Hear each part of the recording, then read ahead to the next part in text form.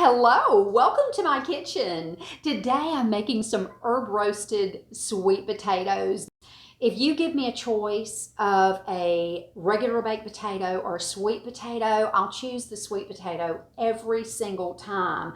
I love the versatility of these. They can go from really sweet to savory, and I am cooking a savory version today. Now I have scrubbed 2 sweet potatoes and I've already cut up one.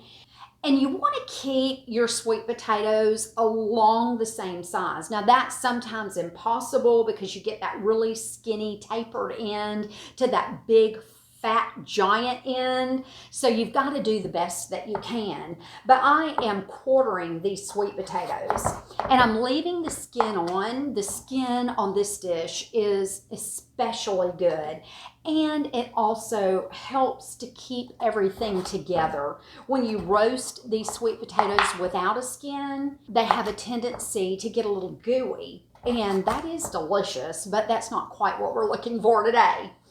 Now I'm going to quarter this and see how this is. I'm just going to make this slice a little bit bigger. It's not going to cook exactly the same with the rest of them, but that's okay. To me, the charred caramelized pieces are the best. There we go. These are going into my cast iron skillet. Now you could use a shallow baking sheet for this, like a cookie sheet. Perfectly fine, but I love these sweet potatoes cooked in cast iron. I don't know why. I think because it just feels and looks rustic and just, I don't know. It's pretty. Y'all know me and pretty food. Oh my goodness. Now the first thing that I'm going to do is drizzle a little bit of olive oil on these potatoes. Not much. I would say maybe a tablespoon, 2 tablespoons at the very, very most. And I'm going to give these a stir. I want these sweet potatoes to just get a light covering of oil on them because that's going to ensure that my seasoning is going to stick. If I just throw seasoning or all of these beautiful herbs that I have on my potatoes, they're going to fall straight to the bottom. Now, I think that looks good. And I have some fresh rosemary. Christmas has not been long gone, and I bought several packages of this rosemary, and I also have some fresh rosemary growing outside, but I have clipped it until it just needs to grow again. You get my meaning, right? Well, and you can use dried herbs in this. You do not have to use fresh rosemary. I just so happen to have some, so I'm using this. And I am going to chop this until I get a good tablespoon. But if you don't have quite that much, don't worry about it. I love the aroma of fresh rosemary. Now I also have fresh thyme, and the great thing about using fresh thyme is that it does not need to be chopped. The leaves are so fine that you can just pull them. I pull backwards on the stem and they come off perfectly. Look at that. Couldn't ask for better than that. I'm going with about a good teaspoon of the fresh thyme. Now again, you can use the dried herbs, and I've used them many, many times when I haven't had fresh, and it's almost just as good. This looks just right. Yum. This is the perfect side dish for anything. And I mean that. They're so delicious. Now I'm going to sprinkle just a little bit of kosher salt all around, and I'm doing this first. And here go these delicious fresh herbs. Doesn't that look wonderful? Now I'm just going to give this just a little bit of a stir. And the skillet is so heavy, and it just caramelizes these so well. And you want to make sure, no matter what you're cooking these in, that you give them plenty of room. This is not something that you want to just pack full.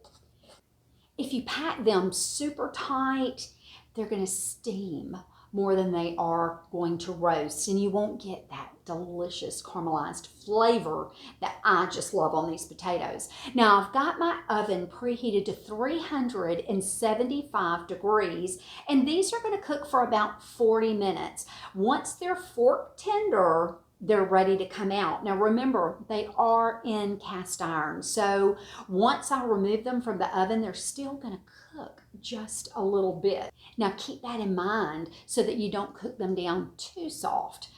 Otherwise, they're just going to be mushy, but they're still good. In the oven they go. They're ready. And y'all, the house smells so good. These just, I don't know, smell cozy and just yum. I don't have all the words that I need, but I can tell you what, they're delicious. Now, see how they've cooked down just a little bit, but they're still whole and intact. And let's just check this one right in the center. Perfectly fork tender. Now, I've let them cool down as much as I possibly could.